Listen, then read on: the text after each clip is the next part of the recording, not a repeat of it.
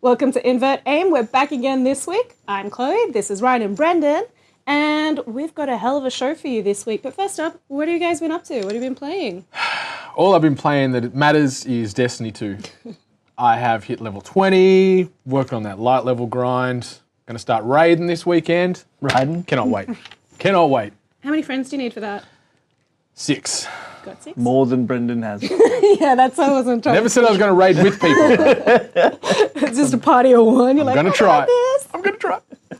Little Brendan that could. Play Battlegrounds. I am absolutely wrecked. I'm very tired because of Play Battlegrounds. I didn't get a chicken winner dinner. You are terrible. I didn't get one. I got a lot of seconds though, and I've been playing the first-person shooter, the duos, and it is fantastic. That's weird because you usually always come first. Yeah, I know. I'm always winning. Hey. But no, really good. The new patch came out, so now you can like mount, you can roll over cars, you can do all that sort of stuff on the test server. So I mean vault? Yeah, no, but you can like roll over the cars and you can vault as well. Do you yell parkour every time you do it? I do yell extreme parkour. Extreme parkour! And then you got to do it. Nice. Yeah, no, I understand. I actually jumped into your stream the other day, and to no surprise, you were chugging an energy drink for your little 750 mil V. Yeah. 2 a day keeps the doctor away. What about you? I played the Switch and ruined some friendships in Mario Kart. As in you were that good or you were that bad and you hated them? Yeah, look, the blue shell, I like to hoard it, and I do like to save it for that person that annoys me. So What does the blue shell do? I'm really dirty. What? What does the blue shell do? Is it just the normal one? No, You don't know what the blue shell is? the blue shell of death. No. It's a shell that you get, and it automatically targets who's ever winning at that point. Oh, nice. I like it. You could be right at the back and it'll go all the way through. It's got a set line, so if racers are in the middle of the track, it'll wipe them out on the way through. Yeah, and it'll hit people. Usually what annoys me is like a different player has it further down the line, and I get clipped by it. I'm like, oh, that wasn't. Blue shell. We don't like players with a blue shell. No. There's a few haikus of them on the internet. Ooh, okay. Really? Yeah. Okay, there you go. So the first segment I wanted to talk about today is hot off the back, more so of the success of PlayerUnknown's Battlegrounds. Dominating that subgenre now in gaming, starting to see the Battle Royale genre, as I guess it's commonly known as at the moment. Those survival of the fittest, whoever survives to be the number one is obviously the victor. It started way back in 2015 with the original DayZ mods, and then obviously it's evolved and there's been a lot of clones and variations and subsects that are popping out there. But obviously, yeah, PUBG has taken over the market. Do you think this has legs long term? Do you think this is sort of a flash in the pan that might simmer out over time? Or do you think this will become a new subsection like to rival the standard first-person shooters and things?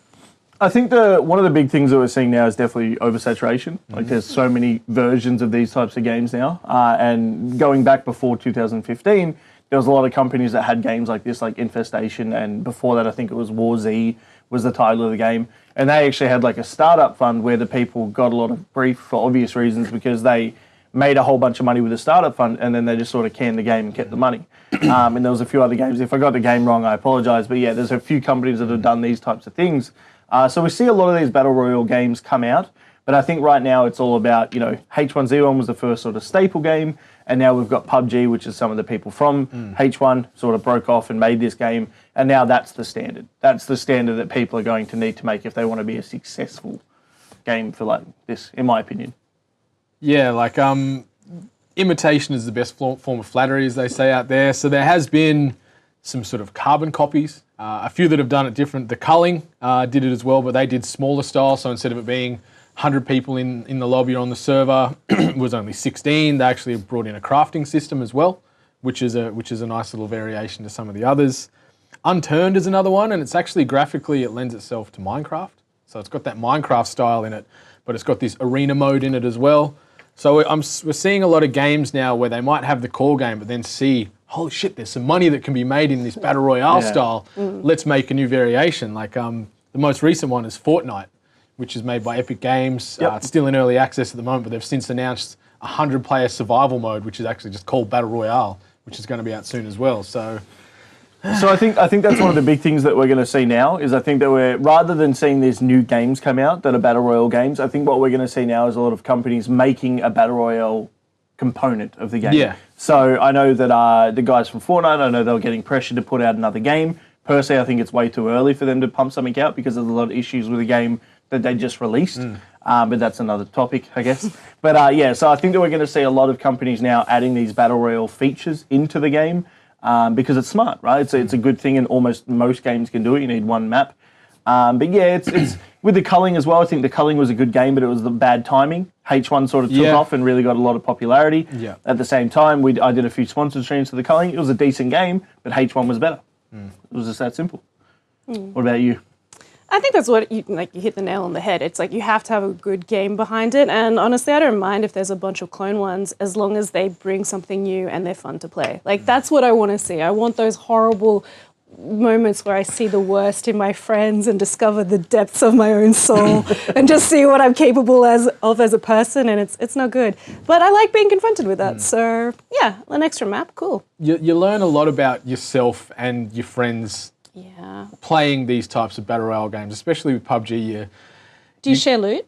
Yeah. And I'm pretty serious with it for the most time. I'm still having fun and cracking jokes or whatnot, but like there's clear strategies. You want to make sure you're all evenly geared when you squat it up and stuff. You don't want to just take everything. Is this before or after you kill your teammates? Didn't you kill I downed a teammate the other day, yes, by accident. She was running through the line of fire with an enemy directly in front of her. I always accidentally kill my teammates. You know, but we killed the enemy, you know, not res. What do you call it when you get them back up? Yeah, you know, I think got them back up. But I just wanted to throw a little bit of love to Ark, which is obviously this Ark is Survival Evolved was the original one where you start as a lowly caveman or cavewoman and you're sort of fighting not only futuristic tech but also dinosaurs everywhere and the elements. And they brought out an offshoot of their game called Survival of the Fittest. So it's a 72-person server. But what I like is they've also brought in the ability to not only have to survive against those other 71 people, but there's still dinosaurs running around, so you can get eaten by a dinosaur or killed by weather effects. Like they've got evolution events is what they call them. So there's acid rain, extreme cold, extreme heat. So you need to sort of be well equipped, not only sort of with weaponry, but also with your attire. I like that. That's a different spin on it. Instead of just saying, kill everybody till you're the last one left, it's like now you've got to survive the rest of the world, which I think is great. I like it because it's less Battle Royale and more Hunger Games meets Jurassic Park, which is a great movie, and I'd go see that. Yeah, and anything to do with dinosaurs, take my money. Oh, yeah. I don't care how bad it is, take my money. Yeah. All right, segment number 2 today is going to be about a Pewdie Pie. He was streaming on Twitch the other day, and he dropped the N-bomb during his live stream, which is the second time he's done something like this over the last 6 months. Do you care? Are you angry? What are your guys' thoughts? I'm not at all surprised. He's an extremely successful guy. He's the most subscribed YouTuber on the planet. Making 57 million? 57 million subscribers as of 1st of September. 16 billion total views on his channel. So it's the most watched channel in the world on YouTube. He makes, on average, about $15 million a year. He's only 27. He's been doing this since he was, I think he was about 20 when he broke in. So he's, pretty young mind to get into this and then find this level of fame, to have millions of dollars and have such an audience behind him. And it's funny, you describe his channel, it's comedic, it's lighthearted. There's a lot of satire. It's very broy and satire-y and punny. And, he's a Swedish guy, so English isn't his first language, but he speaks better English than the vast majority of people I know. But yeah, it just keeps happening. Like January this year, he did a skit where he jumped on Fiverr, which obviously is an international website. I don't know the exact details, but I'm pretty sure it is based predominantly in sort of the Indian region. So you can post your ads on there and you'll find someone around the world, no matter what it is, to a degree, they will charge you to do this. And he set a skit up there and he got two gentlemen to jump on there and film a video with a sign on it saying "Death to all Jews."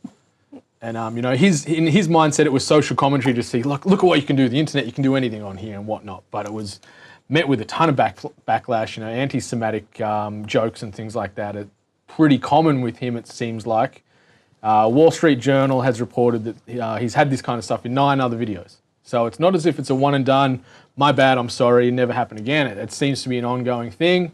We were talking offline about how he sort of was in sort of Nazi garb in another video and things like that. Yeah. So it's, I don't know, it's sort of, I guess, lends itself to his shtick, but that doesn't make it okay. I think he's old enough to know better. Yeah, though. like he's 27 years old, and you read these half-hearted sort of apologies that he posts out to it, and then it keeps happening.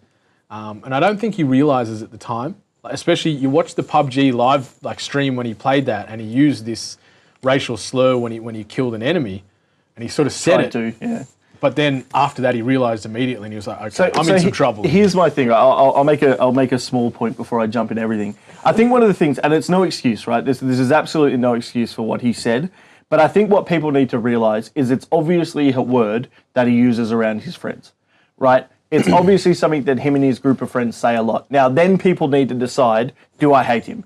I don't think he's saying it in a malicious way. Again, just to be very clear, it doesn't necessarily make it okay, but it's obviously a word that he uses. When you're looking at a YouTube skit, he can then pause, he can stop and do the video from the start again if he says it accidentally. On a live stream, it's a very, very different format. If he says it, there's no sort of taking it back. No.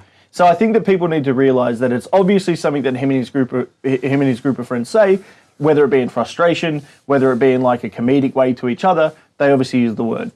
Now, he is European, and again, this isn't an excuse for anything, but I don't think the word is going to have the same amount of merit to him as it does from someone from the US or something. I don't know, Again, I'm not trying to excuse it, right? I'm not trying to excuse it, but I just don't think that him and his European friends are like, oh my God, I've said it, or it's a really malicious thing, you know, we grew up around that sort of culture.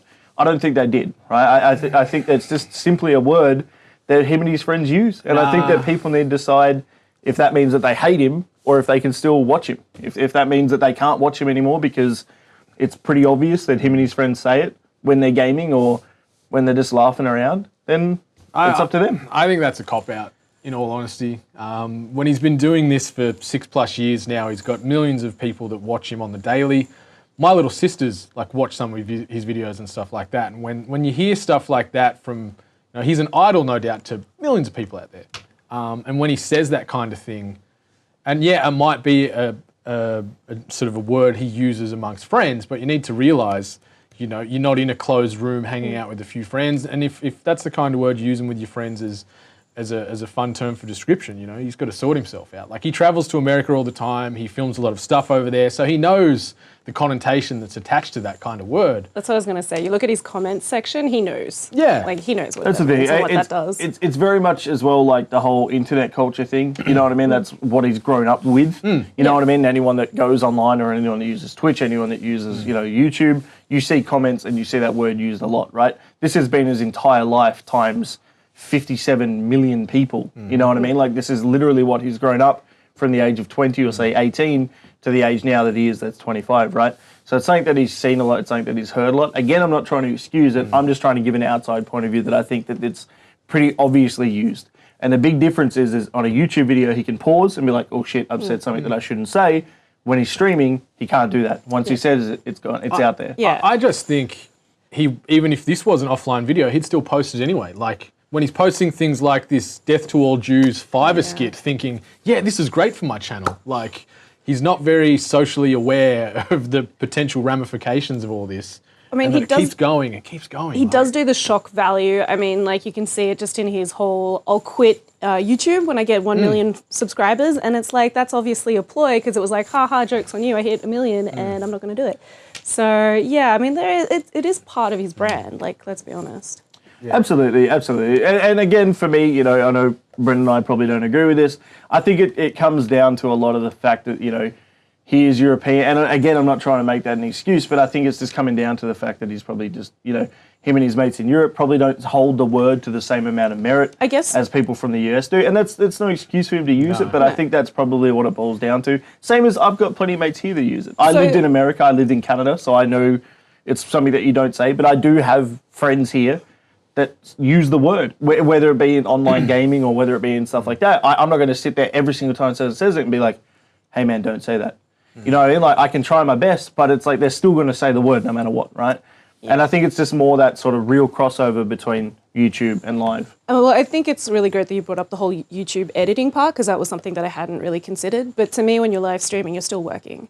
Absolutely. And there's like a degree of professionalism that I think he needs to show himself, he needs to show his audience, and he needs to show his sponsors and the people who pay him. So, I mean, obviously, the thing that is good is that he did realize there was a slip up. He did apologize immediately, and I think that is something that is being lost a little bit.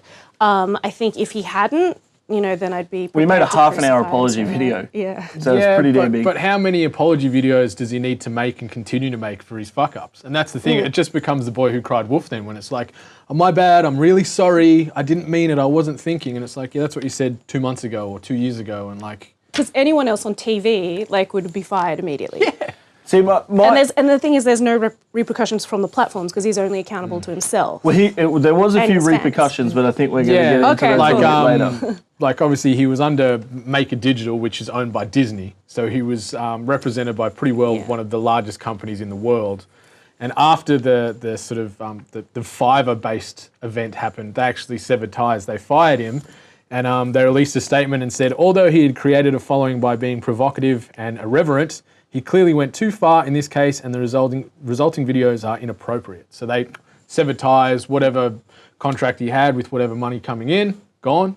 It was good to see them take a stance on that. And that was quick. That was within really quick, I think 2 days of that first video cracking the airwaves. And then obviously he comes out with his apologies and whatnot, but it seems to be the same old thing. Well, one of the biggest problems that I have with this whole thing, and it actually has nothing to do with him, one of the big things that I have a problem with, and I actually talked about this on stream last night, is it's insane to me to see the amount of people that are just being absolute hypocrites with stuff like this. The amount of people that I've seen on Twitter or making YouTube videos where if you look back 3 videos of they're having some sort of meme, but it's a super racial meme, right? But it's okay because it's a meme. Or you look at someone's Twitter profile that's going on a rant about how Pewdie Pie is the worst person in the world because of what he said, and then you go back and they've posted like a racial meme that's literally about slavery, but it's okay because it's a meme. I hate this sort of... this absolute just joke where people are now trying to absolutely destroy him and saying he's the worst person. But if you do like a second of research on that person, they're posting racial stuff. They're posting all this type of thing. They're posting like anti-gay memes, but it's funny because it's a meme. I think it's like, for me, that's one thing that's really pissed me off about this whole situation where it's like, yeah, he messed up. He messed up. He made an apology video. I think it's now up to people. If they still want to follow him, that's on them. I can't sway their decision. It's up to them. He said it. I think he uses it all the time. If you're not okay with that, don't watch his content. I think it just boils down to that. He should know better. He obviously doesn't. I think he's going to continue to say it, whether it be on stream or off stream. I think he's just going to keep doing it. I think the thing that's probably going to sort of ripple in his universe mostly is this whole copyright strikes that are starting to get filed against him. So Campo Santo, who obviously released Firewatch to much critical acclaim last year. Great game. Fantastic game. He had a 2-hour Let's Play on the YouTube channel, and they actually filed a copyright. YouTube has since confirmed and approved that. If he gets 3 of these to his account gets shut down, every video on that account gets deleted, and he's unable to make a new account. So that 57 million plus his 16 billion views could be gone. I don't agree with this. I don't agree with that copyright strike because the way that guy tweeted about it, right, it was more of a personal issue. Okay, so he made the mistake on stream. He did a thing on stream. He's done that, right?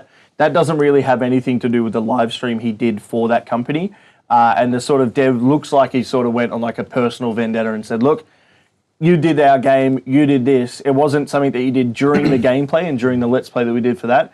You're risking this guy's career, which is undeniably a big career, by putting a copyright strike in his channel. I think it was more of a personal thing, and I don't think that should be allowed. He's done the Let's Play, he's done the contract for them, that's finished.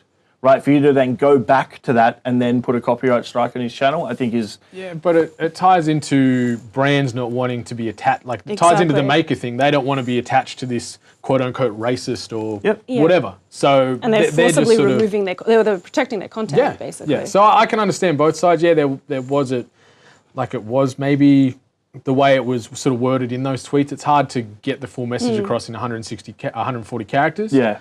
But it just shows they're serious about protecting their brand and, I guess, partnering up with good quality content creators or, I don't know, more morally in line with their message or whatever it might be. So yeah, for me, it just seemed a little bit too personal. It seemed like he wanted to go there and do that. But I'd really love to hear, like, people's comments, if they go back and then actually have a look at those tweets, let us know what you think about it in that regard, because I think it's pretty clear cut from both sides. Some people are like, well, he's clearly just wants to put a strike against him, and some people are like, oh, you know, that deal was done. It's already been finished. So. No, I think you're right. I think it was a knee-jerk response to this, and I think it's the dev creator, he's sticking up for his morals. And the argument that I hear the most, and which frustrates me to no end, it's when people are like, what is one person going to do against Pewdie Pie? And this is one person, and they're taking a stance, and it's like, this is what can happen. So I think it's important that creators do get a chance to start protecting their content. But having said that, we need to be more careful about how we do Let's Plays and who owns the content based on that, and how to protect both sides. So, but that's, you know, a different question, I guess. I'd put money on it that sometime in the next 12 months, something, you know, controversial again will pop up with old Felix. You know, it's not the first time, it's not the last. I think he's a short odds favourite to upset some people again in the near future. I just think he needs to stop streaming. From a streamer point of view, I think that, like I said earlier, I think it's a word that he uses a lot.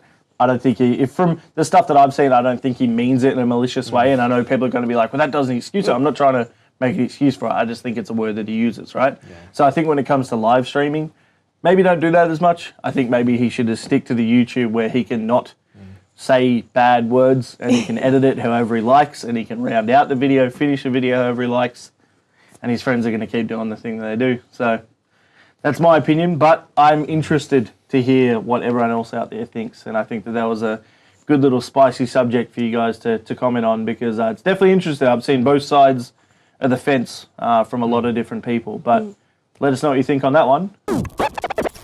All right, we've talked about it once before, but how young is too young when it comes to esports and starting your career? It's something that we're seeing more and more of, with games being aimed at, you know, younger audiences. And when is the right time for someone to start earning those $1 million bucks? Ryan, you earn all those Twitch dollars. Oh yeah, I'm pretty much up there with Pewdie Pie. Yeah, you were late to the party though. Yeah, I was. What age did you start sort of, I guess, streaming or trying to forge this career?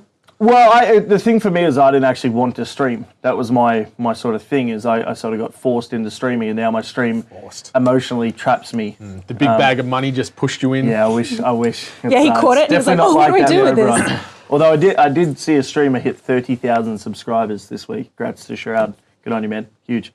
Yeah, like, look, I don't necessarily think there should be a legal age type thing when it comes to gaming or anything like that. In regards to esports, I think that the age should be the legal working age, right? So whatever it is. But people got to keep in mind how much time it is. 14 and 9 months, you reckon? 14 and 9 months in Australia, yeah. Even that might be too young though, because it's like you got to keep on in mind, if they're going to play on a professional esports team, we're looking at 40 to 50 hours a week practice. It's a job. It's a job. It's a job. Yeah, it's like, a career. so maybe a little bit. I think like, I know Overwatch League, I think, is 18. Correct me if I'm wrong. Yeah, so that's where this whole thing kind of came from. It's that this kid in Korea, he is the highest Overwatch paid contract esports professional, and his mum signed his contract for him. And how old 17. is he? He's 17. Okay.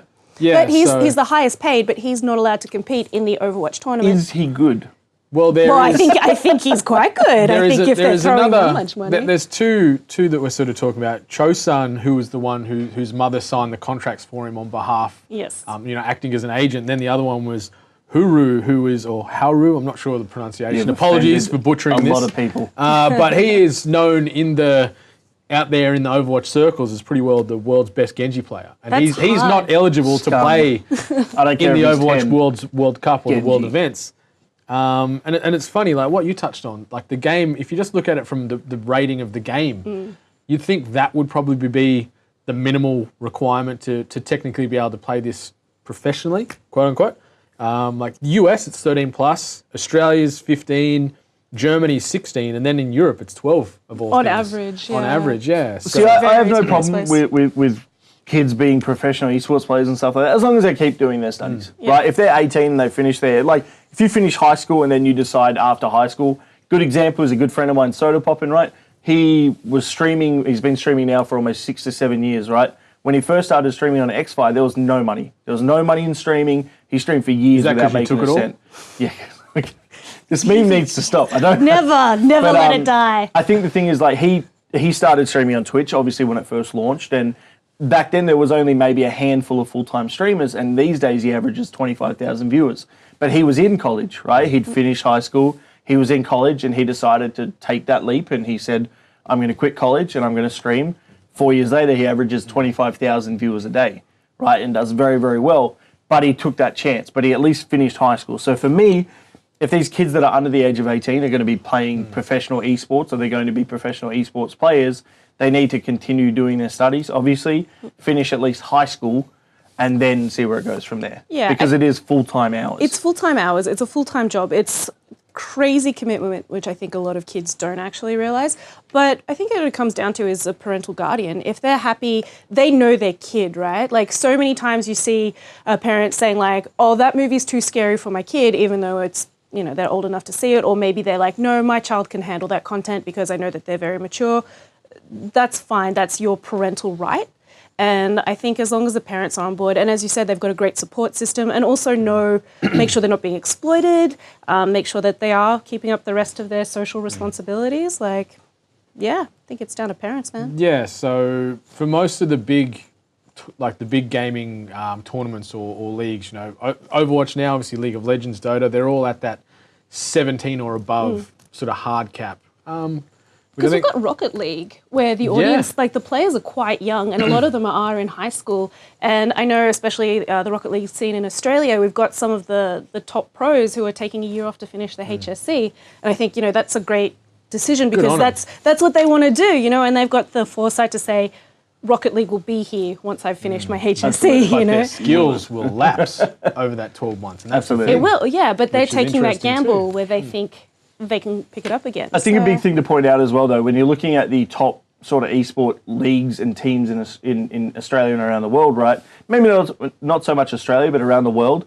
When you look at people like Cloud9 and NA, and when you look at like Evil Genius and stuff like this, or NRG Gaming, and then you've got even bigger EU teams, they have a mind coach. They have a strength and conditioning coach these days. They have full-time gym schedules and stuff like that. So they're very much about like health, and they're very much about keeping in mind sort of focused and everything like that, and really training the human body as much as they can. So I'm almost guaranteeing that if they have players that are under the age of, say, 18 and they're in school, I guarantee they have a teacher there.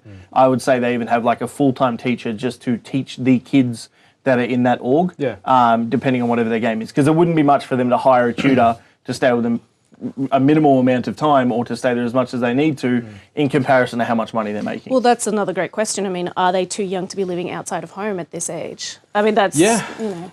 And then, like, you can't regulate it across the globe. Obviously, certain regions would be more flexible or less flexible depending on those age restraints too. So it's interesting because there's never going to be a clear, cut and dry, this is the age, deal with it society. Like, there is going to be regions that will have a harder stance, a softer stance, might force requirements to have like a tutor on site, which is a great idea.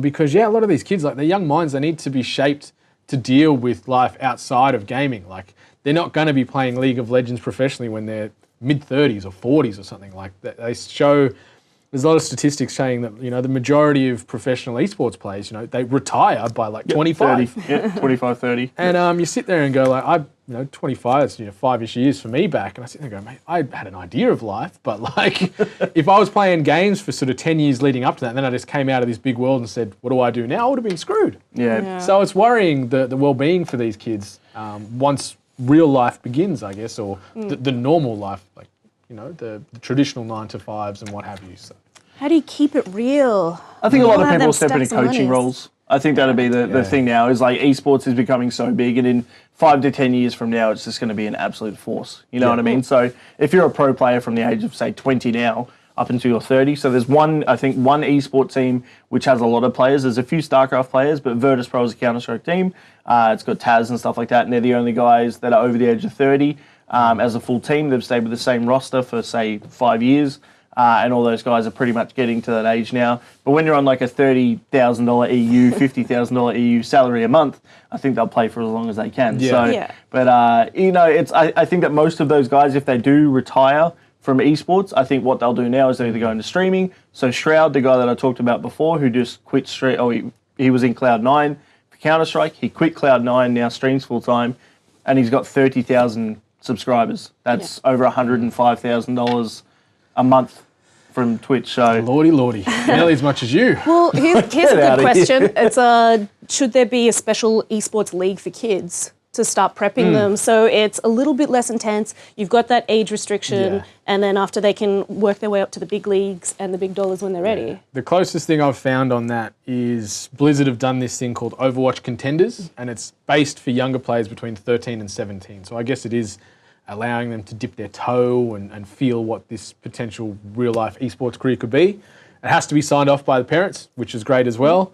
And funnily enough, at this stage, it doesn't extend into Korea. So everywhere in the world is fine with this, but yeah, the Koreans aren't happy with children under the age of 18 taking part in the Overwatch Contenders. Well, I don't, sort of on topic a little bit, but in China and in Korea when I was there, they were telling us a lot about, there's a lot of gaming rehabilitation places over there. So it probably has a lot to do with that.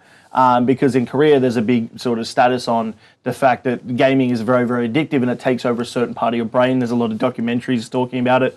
And in China as well, they have these sort of like boot camp for kids that are addicted to gaming. They actually send them off, and it's very, very sort of militarized. It's like they're in like a military school. The Koreans don't do that at all, do they? No, definitely not. But no, it's happening a lot in China. It's happening a lot in Korea, where you're seeing these things. And I'm sure they exist in other parts of the world as well, but that's where I've mostly heard about them. So it could have a big part to do with that. I know that in certain places many years ago in China, they try to restrict, or it might have even been Korea, where they restrict how many hours of gaming you can do per week.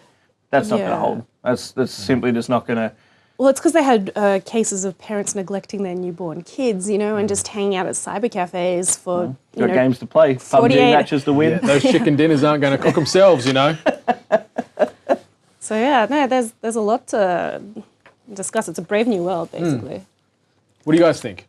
Hit us up on the socials at Invert Aim.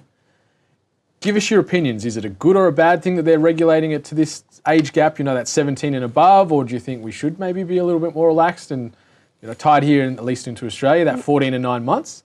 But then also that then ties into, it can only be part-time. You can't go into full-time employment at 14 and 9 months, can you? Could it be case by case, like, is it up to the orgs? Is it up to the game? Is it up to the tournament to police? Like, let us know. I think it'll be orgs, coaches, companies. Yeah, I think there needs to be a governing body over gaming in general if they want to try and make this thing a ironclad single decision. So Absolutely. Well, that's it from us this week at Invert Aim. So tell us your thoughts about, of course, Battle Royale. Is it getting oversaturated? Pewdie Pie, at it again. And of course, esports, how young is too young? Let us know on the socials, and we'll see you guys next week. much love.